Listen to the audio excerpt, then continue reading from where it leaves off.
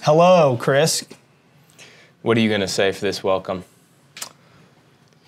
I don't know. I don't have anything special. Your mics are on and has two bars? I got 3. Mic is on with 2 bars. Cool, cool. All right, let's just dive in. Kyle, what the hell is that? This? You don't like my laptop? Turn it for the camera, please.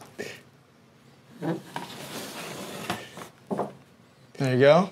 There's my laptop for the week. Okay, Brandon, kick us off. Are you filming? Welcome to the Throwdown, guys. Kyle forgot his laptop. Yep. Actually, you're packed. It's packed It's going to Netherlands. To Netherlands for Yeah, but that's not even true. Amsterdam. Apparently, you didn't sign your documents, and now you're not. So maybe I'm not going. I actually don't know if You're I'm going to show up or to the not. airport and not have a passport. Or I won't show up to the airport because I don't have a passport. Some coach true. you turned out to be. Who you going? You're going out there for Cedric, right? Cedric, yeah. We'll see if this actually pans out or not. Do we want to do an intro package right now? I think that was our intro package. That was our intro package. This is the Throwdown this week, guys. Throwdown week number 4. It's a fun one today. It's 5. 5. Damn, we crushed it. Roll that beautiful beating footage.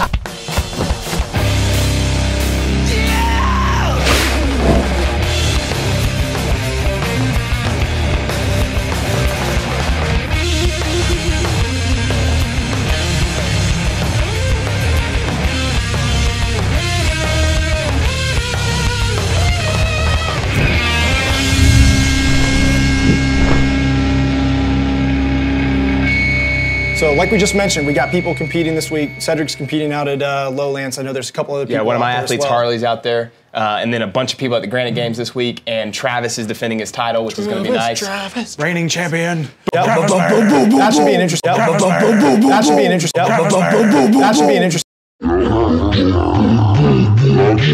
Well, Granite Games is a lot more competitive this year than I think it was last year, so it's going to be a challenge. It's the last spot for most people in the U.S. trying to make the game, so it's going to be a fun one to watch in both the team division and the individuals. We'll get you guys updated after this week when we do the next Throwdown. We'll let you guys know how everyone finished. All right, like the last 5 weeks, Max wrote this workout. That's going to change soon, though, because all the other coaches are about to get involved. We just want to kind of start with something that looked relatively similar each week. So, Max, take it away.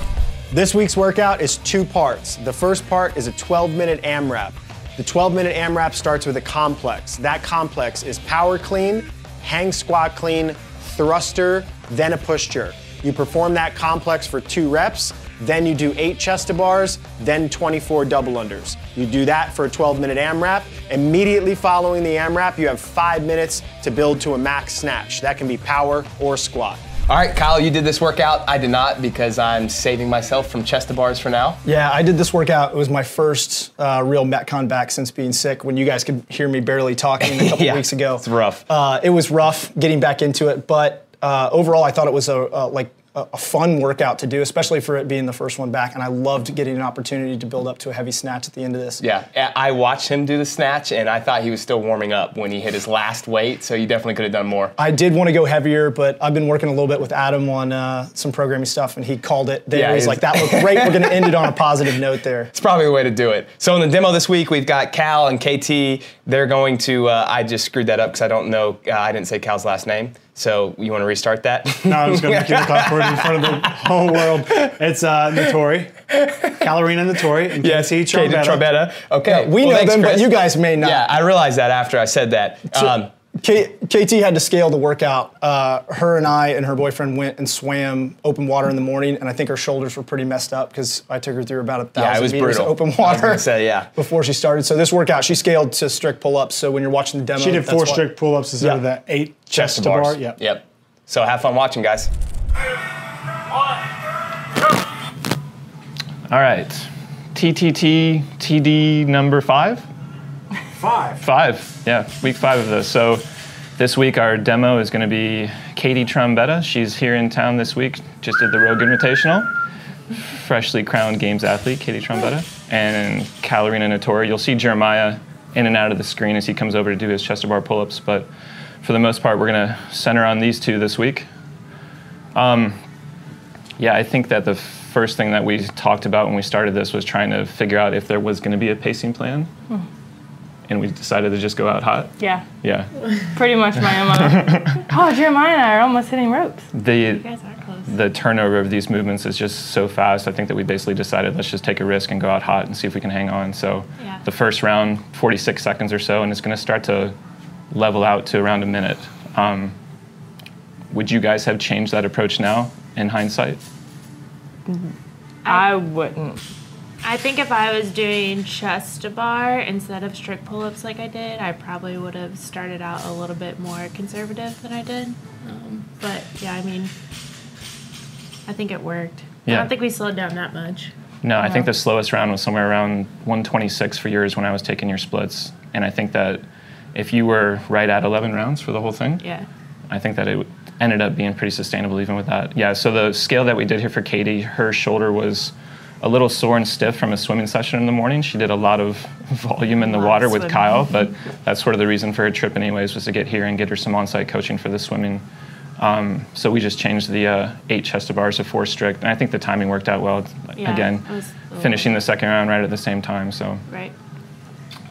Yeah, I would have stayed probably the same, but that's like, I personally want to get better at being able to go out hot and not dying.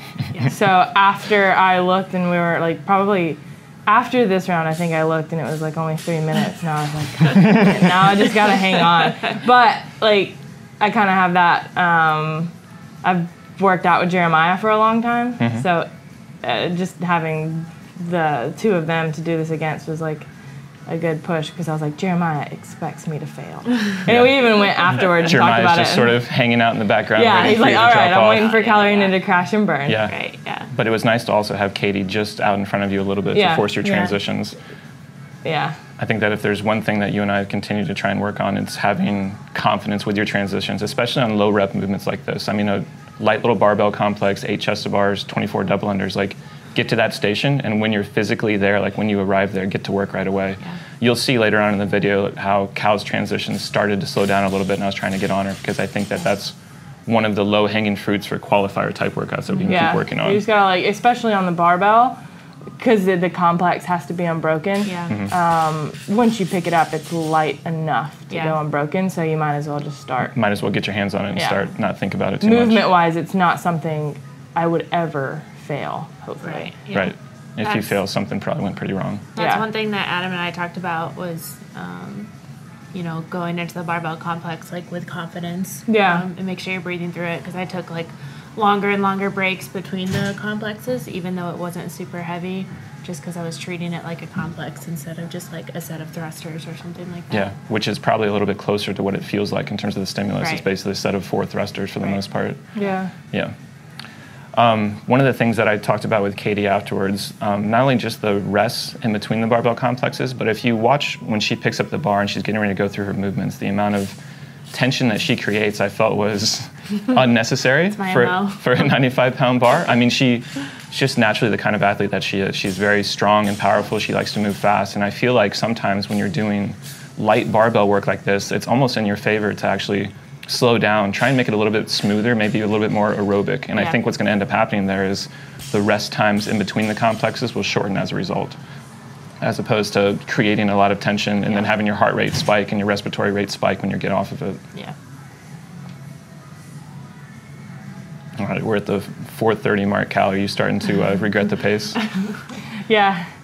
Well, then I was happy on that because I got off the chest to bars before Jeremiah. Yeah, so you're still ahead. There's a little bit of a he was positive vibe going. Last round, but then, man, my barbell was bouncing all over the place. Yeah. But I started, I think, after the halfway point. I should have gone, and we talked about this afterwards, my time, I wasted so much time just picking up the double under rope when it's just 24 reps. We kind of talked about it before as like everything is bite size enough to where I shouldn't have to like get chalk or rest. It should just be okay, walk to the next thing, do it unbroken. But I started getting slower picking up the... Did you guys feel limited by your grip with these movements? It was never my grip. Never your grip? I never thought of it. I was doing strict though. I mean, it's a little bit different, but... Probably a little bit more forearm and bicep oriented for you than grip, I guess. All right, 5.5. That was my first time bending over. We got a long way left to go. So we're going to watch this transition from chest to bars to double unders for Cal. And another thing that I said is like there's ways that you can create excuses to rest. And for her, it's the grips, right? So always, it's always the grips, always messing around with them, turning I just and grab twisting them with the handle, so I'm like, let's make sure they're even. Yeah, so I mean, a 10-round workout like this, if you have 3 to 4 seconds each time that can be shaved off with just not messing with your grips, that's 40 seconds over the course of the workout, which is close to a full round. I mean, you did your first round in 46 seconds, so it's little things like that in a qualifier style workout that can really be sort of ironed out with either video review or just trying to think ahead and put yourself in that place of, all right, where can I try and shave as much time as possible? Yeah. I mean, so many transitions in this workout. Yeah. 2 seconds, 3 seconds is like finishing, the 24 double unders at the end, or getting another round of the barbell complex. Right. All right, never using those plates again.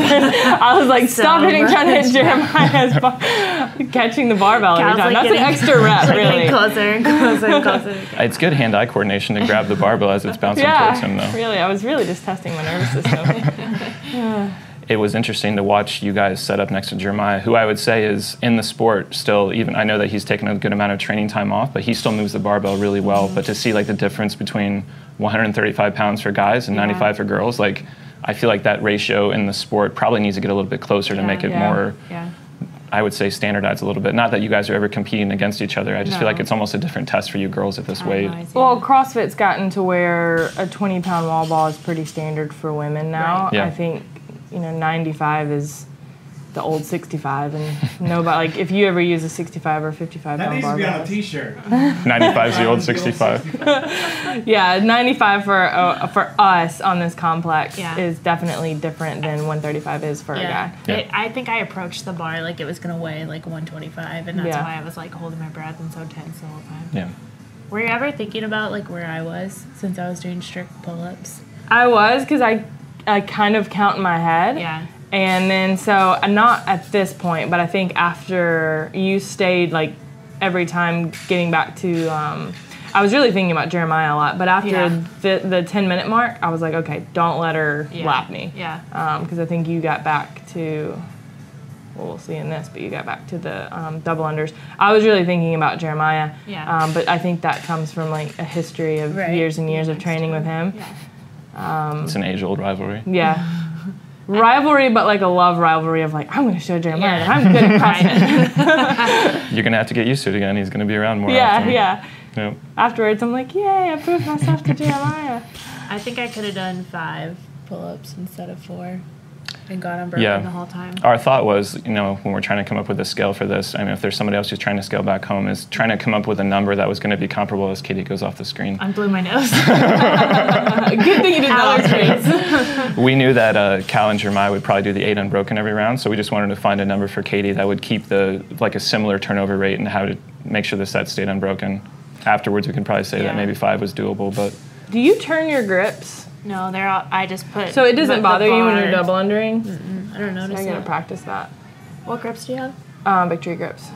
Yeah, yours are bear complex? Yeah. They're like flapping everywhere. Yeah, so I gotta get better at I just don't even figuring out what to do with my grips. So you look over your shoulder to see where Jeremiah's at. Yeah, he was bending over too. That's the great thing about doing CrossFit with a friend. You're like, okay, he's suffering a little bit. It looked like there was a silent agreement to both take a pause there. Yeah, you stay there, I'll stay here. We'll keep this relationship going. It was unspoken. Yeah, he started catching me a little bit at the end. Yeah, the barbell never got too hard. It was just like... Just move it. That was I think when you started That's the round when I said you. trying to get your head through. Yeah. So I noticed that Cal's lockout overhead was starting to end in front of her a little bit, and I yelled at her to get her head through, and afterwards we talked about it, and she had said that it was hurting her elbow to actually pull it back over her midline a little bit more, but I still want to continue to try and work on good habits in this format. We didn't have judges set up for this. We just sort of let them go, and we tracked their rounds, but still trying to keep the movement standards as high as possible. Because y'all were the only people in the gym. Yeah, we were pretty much the ones there. We did it late after everybody else. All right, so we got just under 2 minutes left. Yeah. In a setup like this, is there a way for you guys to be able to sort of put the hammer down and go? Or is it just like hold on, try and keep your pace? I thought about my transitions when we got toward the end there. Try to speed them up a little bit. I mean, it's like when you only have 2 minutes left, if you're sitting staring at the bar for 15 seconds, like you feel like, I kind of, once Jeremiah started his, I remember on this round, I was like, when he starts his chest to bars, that way I'll finish my double unders right when he finishes his chest to bars. I'll stay a movement ahead. I mean, there's probably a little bit more strategy that goes into dropping the hammer on this, knowing that, hey, I've only got 5 minutes afterwards to try and find a heavy lift. Do I really want to sell myself out here? I've thought about that. Yeah, it might not be possible to sell out on this combination of movements because the transitions are so numerous and frequent, but it's something to think about a little bit more when you know that you're getting ready to transition into a heavy lift. Right. Yeah, I didn't think about that until afterwards. Because I think I told you when I wanted to do it, and then I looked at the clock, and then there was the time that you told me to do it, and I was like, I need 20 more seconds. Yeah, originally Cal wanted to take her first lift at 13, which would have been 60 seconds after the Metcon ended to rest, change the weights on the bar, get herself prepped for the lift, and I was like, that's aggressive. But Cal's nothing if not ambitious, and I can respect that. Yeah. We're going to fail. Beforehand, he asked what you wanted to hit on the Snatch. I was like, 205 would be nice. 205. 1 rep max seems like a good idea. I've learned to let Cal make her own decisions sometimes, and this is a setup where it's like, all right, there's no real consequences here. We'll One day I'll be great at CrossFit when I hit my goals. All right, so we're on the finishing round now. I did not want to pick up my rope. Yeah, it was a good transition extra there. 8 seconds of rest or 10 double. So Cal finishes exactly 10 rounds. Yeah. That's a standard resting posture when you know that you still have more work to do. All right, so what were your guys' planned openers? I wanted to hit 165. So 165. So, Katie, where were you I going was to go? thinking 145. I like to start a little lower after Metcons like that because I know like I can make fairly quick weight changes. Yeah. Which y'all's maxes?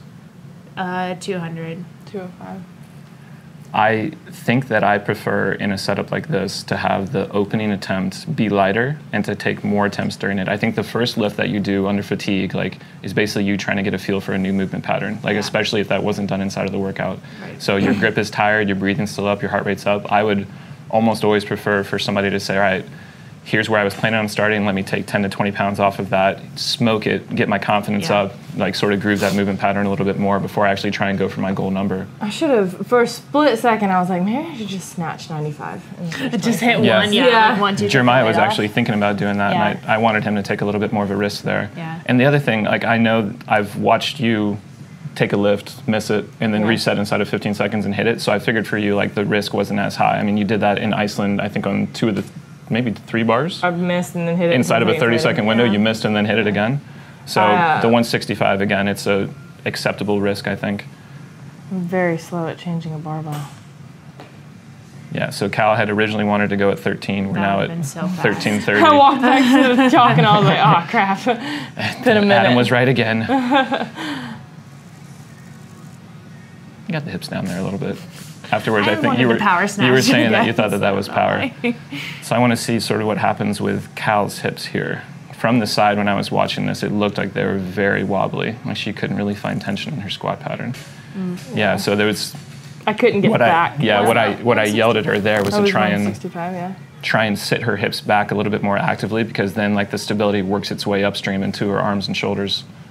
I typically, that's ugly power snatch. A little bit ugly. I typically wear lifters too, so that was different. I thought about that too. Do I have time to change my shoes? But 5 minutes is just such a short time frame. Need a little break. I was like, math. What do I put on next? Nope, we're gonna put the 10 back on. I didn't bring enough plates over here. Like a hot mess right there. This is another skill to practice, though. I mean, so we talked about attempts beforehand, having your plates set up to a place where you don't have to think about what's going on. All right, this is my next stack. This goes on. I don't have to worry about the number. Yeah, you had a lot of plates out, and I remember thinking if I had that many plates out, I'd be like, I was like, I got a 5 on the inside. Plus Katie's a second attempt at about the 15-minute mark. I think I was 160. Yeah. That was smooth. That felt a lot better. You were definitely very good at being. I remember being like, that felt a lot better than I thought. Yeah. I think getting that first lift under your belt, getting your confidence up is just so so valuable. Jeremiah hit a good one. What is that? That was good. 225? What does he have on the outside? Oh, that's 205. I think Cal misses her first one again and then probably powers her second one again. Your poor bar. It's just everywhere. I'm just going to take Jeremiah out over there. It wasn't really, Chris couldn't fit Jeremiah in the film. I just kind of nudged him out. He was originally supposed to be here, but we couldn't get him. Wow, my shoulders. That looked just really slow pulling down underneath, which for me usually says hey, I'm fatigued a little bit more than I thought I was, and I can't drop and aggressively down underneath the bar. Yeah, my hips were definitely tighter than I expected from that barbell complex. Cal's fix for that isn't to squat lower, it's to bring the bar higher. Just pull higher. So watch her throw this bar through the ceiling. About a minute left, right? Yeah, so you hit your, yep. There you go. That was nice. I hate when we're sweaty like this. I'm always like, sweat off my face. That's why I keep my wrist wraps on. So, like, I wear my wrist wraps under my grips. And I just use them as sweatbands. Like, you'll see me a million times just, like, wiping sweat off my forehead. Face, yeah. Jermaine missed that one, but I was just yelling at him. They still had 45 seconds left. It's like, I don't want to. We're going to have 3 shots at the buzzer here. Everybody's going to go with about 10 seconds left. It was weird, like, bowling style. I was, like, trying to let you go, but then I was like, I don't want the I can't wait. to run out of time. Yeah. Wait as long as possible, but... So do you guys know what's on your bar now? I think I had just hit 175, so I was like, okay. I mean, in this moment, do you know this is 180, this is 185, or you just have plates on there? No, I thought, yeah. I didn't know she I thought it was 180 till I, like, counted it after the workout. All right, here we go, 10 seconds. That was like your best one, Cal. I just go for a little run here. Yeah, take it for a walk. Jeremiah hits his. Yeah, everybody walks away happy. All right. Done. That's the workout. Would you guys have changed anything, having seen and watched it now and sort of like watched where the things got limited, things got bottlenecked, how you were moving, how you're transitioning? Yeah, I would have taken less misses on the snatches, so probably started at like 145. Is that something that can be voluntarily controlled? 1, 2, 3, 4, you did a lot. 5. I did like 5 or 6 snatches there. So right. I would have, that's a nice free shot. Yeah, there you go. I was definitely... Is your husband coming in for the high five? For the high five, yeah. I would have started lighter on my snatches. Yeah, I was happy that I did that. And I hit a 1-rep snatch after workouts before, so I kind of knew like where I was going to be at with that. So starting at 145 was good for us. Don't start out too hot because you'll die around the 6-minute mark. Just try to keep a constant pace the whole time and go unbroken on the pull-ups. Yeah. Yeah, stay at a comfortable pace where you can go unbroken. That means slowing it down a little bit in the beginning so that you can work on the skills when you're tired. Stick to your race. Don't get sucked into how fast the people around you are going, or it's gonna hurt fast. Kyle's typing on his computer. Let's break this workout down. Typing up some pacing strategy notes here. All right, so I did the workout. I would say first and foremost, don't pace it the way that I did. Also, don't be sick prior to going into it. But I mean, it was your first one back, so that's fair that you were a little slower than probably you wanted to be. Yeah, my recommendations straight off the bat are to break up the chest to bars. Even though I'm pretty good at chest to bars, I still broke the chest to bar just to make sure there was no fatigue going into the double unders. And really, for me, this was all about managing my fatigue on the barbell because for some reason that barbell complex really got my breathing up in it. And when I say breathing up, I mean I was at the point where I had hands and knees in the middle of the workout, so I was pretty messed up through the middle. I think most of the people that we watched on site did the same thing. They probably went out a little too hot in the complex, and then they blew up in round 4, 5, or 6. My first round was a minute. Yeah, and I finished just over 6 rounds, I think. So. This is totally different, so I really love that everyone's going to be able to do this, right? So you're doing a complex, and again, we'll kind of do a demo with this, and Mia's going to demo over it for us, but you're going to do 1 unbroken complex, and you have to do 2 reps of that unbroken complex. So make sure that you do a power clean, hang squat clean, thruster, and then jerk. You know, looking at this workout, I initially thought I was going to go 2 sets of the complex unbroken, and I did the first set of the complex, and I was like, this is a bad idea. Yeah. This also requires you to pay attention. That's the other thing, is that I, on the first 2 rounds, finished both of the complexes with 2 thrusters instead of finishing thruster and then shoulder to overhead. So it also requires you to pay attention, which I'm obviously, you can tell from my laptop. He has no computer. Yeah. I'm not paying attention, so. I actually really love it because of that, right? Yeah. So the first thing is, it's just different. So it's not like you're going over there and just doing 5 thrusters into 8 chest bars into 24 double unders, because that's what you've seen in the past. Now what we're doing is, hey, you gotta do this full complex, and then you've gotta do it twice, so you have to think about my rest breaks, which we'll talk about in a second. But the other thing is, you actually do have to pay attention to the reps and think about it under fatigue, which I think is just good training. So now you're tired in your round 4, round 5, you come back to the barbell and you have to think, okay, what's the order again? Power clean, hang squat clean, thruster, jerk. It just makes people have to slow down a little bit and think about what they're doing. The other thing I didn't do enough of in warm-up, and I would recommend that everyone do this, is just cycle through that complex more times than you normally would if it were just like 1 barbell movement, right? Just to feel the flow of the barbell complex, to know how, your power clean into the hang squat clean, like know the flow of it, and just know it to the point that you don't have to think about it when you're in the middle of the workout. That way you're not in there doing 2 thrusters at the end of each complex, which is way harder than doing 2 shoulder overhead. So when we break it down, the first thing we'll talk about is the complex, and I think you're right on there. The first thing you should do in your warm-up, and then obviously you try to keep this as you go into the workout, is find a flow. And it's going to be a little bit different for everyone, how they do hang squat cleans, how they do their jerks. But Mike McGill did a great job when I was watching him as he warms up. He has such a good, when he rebounds the bar into the hang squat clean, it's just really smooth and efficient. So I would play around with that. You do your power clean and then think about bouncing it back off the hips right in the hang squat clean and then quickly into your thruster so there's less time under tension. Watching people that are efficient with the barbell, you can kind of pick up some tips there. And I'm sure Cal and KT obviously have some things that you could follow too. Yeah, so it's probably a good demo to check that out. The other thing I would say with the barbell complex, and someone like Mike is particularly good at this, like you're talking about bouncing it off the hip, even using like the rebound coming out of the thruster so you pop it overhead and just right into the shoulder to overhead with no pause. Obviously not everyone's going to be able to do that. You know, if this complex, if you're someone who may not be able to cycle all the way through the complex at 135 or 95 just because strength issues or you get fatigued. What do you think people should do at that point? Should they go like the power clean, the hang squat clean, drop the bar? Should they do the power clean?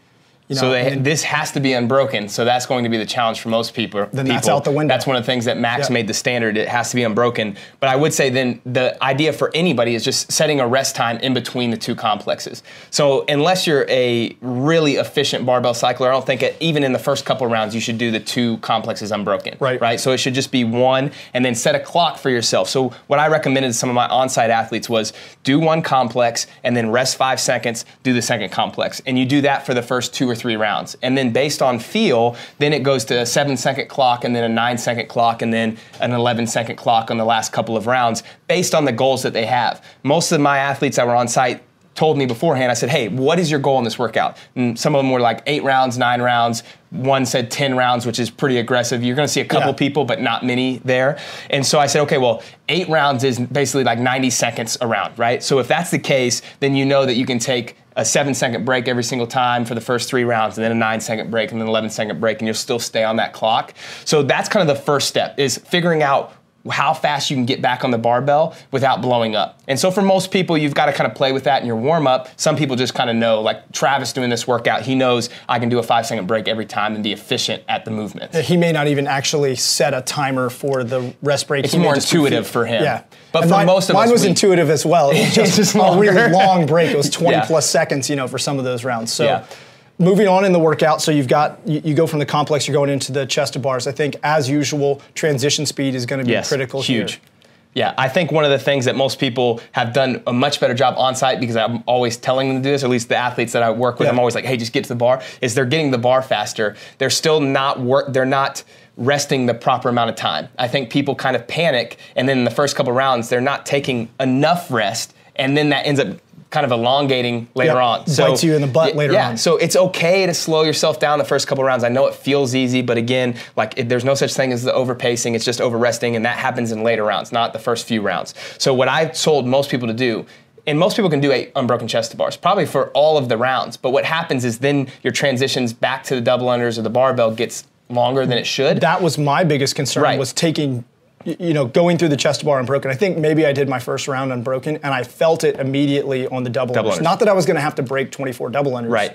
But I got done with the double unders, and the cumulative fatigue of going 8 unbroken, transitioning right into the double unders, and then having to get that barbell on my shoulders and have that time under tension, that is what impacted me almost immediately. And so that second round was a lot slower than the first round just because I went unbroken on the chest to bar. Exactly. So I told most people to break these up. And you can do it a bunch of different ways. Most people like 5-3 because they want less reps for the second set. And it's just a quick way to, you do your 5 reps, you drop down, maybe you turn around on the barbell and do 3, or on the pull-up bar, do 3 more reps, and then quickly walk over to your double unders. The way that I look at this is, how can we alleviate time under tension in a workout that's this long? Because 12 minutes will catch up to you pretty fast. Absolutely. And so to me, it's like, you do your 1 complex, then you rest, you do another complex, quickly go over to the bar, that's another rest, even though it's a fast transition. Do 5, rest, do 3, and then quick transition over to the double unders. It allows you to keep all of your time under tension under 5 or 7 seconds. And again, so talking about the double unders, you were talking about time under tension. One of the things I think that can help is, teaching people to stay lower on their double unders, to spin the rope a little bit faster. Yeah, it may feel a little bit more challenging while you're spinning the rope, but it keeps the total time under tension a lot lower. Because let's face it, like spinning the rope creates some torque, and that torque and rotation, that's going to create some time under tension. So the faster you can get the double unders done, the better. And teaching people to breathe through their double unders. That's actually one of the things I found in the middle of this workout is, I was craning my head back, craning my neck back, and that felt like it was restricting some breathing. So just, thinking about your posture and position during the double unders can go a long way at alleviating some of the fatigue you could get from the double unders. Right. I think the one thing I'll say on the double unders is if that was the limitation for you, that needs to be priority number one, because double unders, especially in small sets like that, shouldn't be an issue. Yep. And I say that being one of those people that, like, my bounding mechanics just from an old left ankle injury are so poor still that maybe the first 4 or 5 rounds I can get away with it, but after that, my double unders, I start holding my breath, or I start spinning harder with my arms, or jumping higher than I should, and then that's the fatiguing point in the workout, when in reality, that should be your rest. Yeah, where instead of jumping 3 inches off the ground, you're jumping 6 inches, which is way more power output. And so I would film yourself when you're doing this workout and then watch each of the movements and now start thinking about, like, hey, where are my patterns eroding, right? One of the things Max talked about last week with the toes to bars, he said, man, I felt like I couldn't coordinate my breathing well in the deeper rounds. And most people feel that, but then they're not actually reviewing their film to say, like, where is it eroding? So if it's a chest to bars, then that's something you talk to your coach about. If it's the complex that gets really difficult, then you talk to your coach about that. Or at least if you don't have a coach, look at your training and say, how am I addressing this in my training to make these testing times better? And the same thing with the double unders. Even with something like the complex, you can say, well, where is it in the complex that you're starting to fatigue? It's probably not the power clean. It might be, for me, it was like the 2 squats back to back. So obviously addressing, squat endurance and being able to, do heavier, not that 135 is heavier, but for me at the time it felt heavy, heavier squats while under higher respiration rates, like that's something that needs to be addressed as well. So thinking through the workouts critically and like coming up with a plan to move forward, I think is important. And actually using the footage that you have as like true film review. In every other sport, there is film review, right? Like I played football my whole life all the way through college, and we sat in the film room almost more than we practiced in college. And a lot of that was learning from the mistakes that we made either in practice or at the games. You can do that in CrossFit too. Like film your snatches, film your cleans, film the Metcon that you do that day, and then review it and say, how can I get better? What is actually causing the issues or the limitations in this workout? And that'll allow you to get better faster than just, I'm just gonna go hard on the bike today and that's gonna be my ability to adapt or whatever it may be. There's so many people that I've started working with, and one of the things they tell me, because we make people film their workouts because we do a lot of remote coaching. And the first thing they tell you after they film themselves and watch themselves work out, probably for one of the first times outside of the open, they're like, man, I didn't know I moved like that. And then you go about the process, like that creates some awareness, and then you're going about the process of starting to correct some of that stuff. Because let's face it, like the camera shows reality, the way that you think that you're moving and the way the camera shows you moving. Totally different. Yeah. My coach always used to say, the eye in the sky never lies. And that's the case with this sport as well. So last but not least, the snatch. You obviously, this was your favorite part. Yeah. How would you go about it? So considering what my intention in the workout was to set myself up to hit some good snatches, because what I've been trying to do in my training is working towards heavier and heavier snatches. So I set out my weights before I started. I planned out, I think it was 185, 205, 225, because those were well within like the range that I knew I could hit. I wanted to make sure I had 3 successful lifts. I planned out the times that I was gonna hit them. I don't remember exactly what they were off the top of my head, but it was like, 14, 15, and then like the 16-minute mark, and then whatever I think it was like right at 16:45 or something like that. Those were my weight changes or something like that.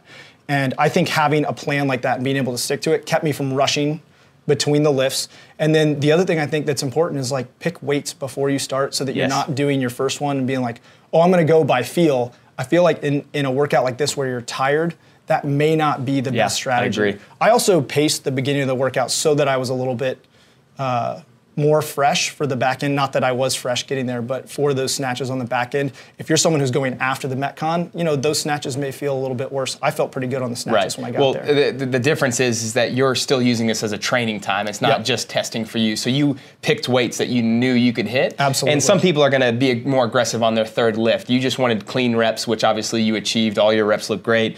Some people, let's say that this was a qualifier workout, your last lift's gonna have to be something that's going to move you up the leaderboard. So what I tell people to do is, whether they're in your shoes or in the qualifying style shoe, is pick a weight that you want to hit for your last weight, and then we kind of go backward from there so that we're, what are you laughing about now? I just thought it was the qualifying style shoe. Yeah, whatever. Well, he was in one shoe, he had his Nike on, I was bringing a Reebok into the game. You know what I mean? You wear Reeboks for qualifiers? Yeah, of course, right? Branding. But either way, pick that final weight, and then you can go backward from there where it's like, okay, this is going to be my starting weight that I know I can hit 100% out of 100% of the time, and then my middle weight, something that you should still be able to hit, so on and so forth. Yep. And then when there's a time demand like this, 5 minutes, the same thing that you said. Pick the times that you're going to hit those weights so that you have time for that last lift. And what I've recommended in the past is give yourself enough time that if you miss your last lift, that you can go for at least one more with like a 20 or 30 second rest. So on the 16 minutes here would be the 4th minute in that 5 minutes. Yep. Go for it, and if you miss it, then rest until 16:45 or 16:50 and just try one more time. Don't plan for a miss, Brent. No, actually, that is really good advice, because a lot of times, I know, at least for me and a lot of athletes I've worked with, sometimes when they're tired, they'll miss the first lift at a heavy, like, so they're going up in weight, they'll miss the first lift, but a lot of times they can literally get right back on the bar, pull it, and hit it. It's something about the feeling under fatigue or something like that. But yeah, giving yourself even 20 extra seconds to hit a potential second lift, or I guess in this case it would be third lift with a miss, but I think that can be a really good strategy here as well. Absolutely. All right, it's the spotlight time. Chris, tell us who it is, please. Velcho Sokolov. Sokolov! He got it right without looking at it. That is so good. He actually, we were struggling with the name. Me and Velcho go way back. Great job. There's a huge group doing it with them, and it's over in Bulgaria, which is pretty sweet. Yeah, I want to see more, like, if there are groups out there doing it, I want to see more teams. We have only lone wolves. I guess so. Yeah, we just have a whole bunch of lonely people who Would that be lone wolf? Can't add any or lone friends. Wolves. Which would that be? Yeah, making fun of my shoe comment. Yeah. What? Now I'm curious. I don't even know what I said. If it's plural, it would be wolves with a D. Did I even say lone wolves? Yeah. But you're talking about a single Have you wolf. ever seen the movie Dances with Wolves? Yeah, of course. Man, that's a great movie. No, I've never seen it. You lie. What do you mean I lied? I've never seen it. Kevin Costner? Isn't that who it is? Yeah. Is it? Yeah, that's a good movie. My dad loved that movie, so he would force us to watch it when I was like 5 years old. I didn't know what was going on. I should make my kids watch it. Force you to watch it. How did that go down? Literally, he was like, "Hey, you're gonna watch this. You're with gonna me." stay up tonight. The only way you can stay up tonight is by watching this. And as a kid, you want to stay up. Of course. I don't even remember. It's just like, yeah, I don't know. Very important. What's our hashtag for this week, Brandon? Good luck. Hashtag good luck this week. All right, everybody. TTT THROWDOWN. And don't forget to post your scores. We want to continue to collect all that data. On Instagram now. Yep, on Instagram. We appreciate everyone who's been putting it in. And as always, this episode and all episodes brought to you by The Design. The Design. Sign up on trainingthinktank.com for a free week. It's our online training program. A lot of us on site's been doing it. It's been pretty fun. Go check it out. You can get 7 days free at trainingthinktank.com. See you guys next week. It's a wrap, you know what I'm saying? Your boy Project Pata in this thing, man. Hey, look, man, thank y'all for watching Training Think Tank's YouTube channel. Y'all hit that motherfucking subscribe button, you know what I'm saying? So y'all go ahead, man. Thank y'all for watching the channel, you know what I'm saying? Hit that motherfucking subscribe button. Let it be known, what it be known, what it be known, you know what I'm saying? Pata.